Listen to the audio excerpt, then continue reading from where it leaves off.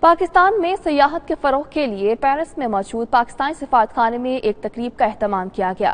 تقریب میں فرانسیسی سیاحتی کمپنی نومیڈ ایڈونچر کے ذمہ داران اور فرانسیسی شہریوں نے شرکت کی، جبکہ سفیر پاکستان معین الحق نے شرکاء کو پاکستان کے سیاحتی مقامات سے آگاہ کیا۔ تفصیلات جانیں گے پیرس سے راجہ حبیب کی رپورٹ میں۔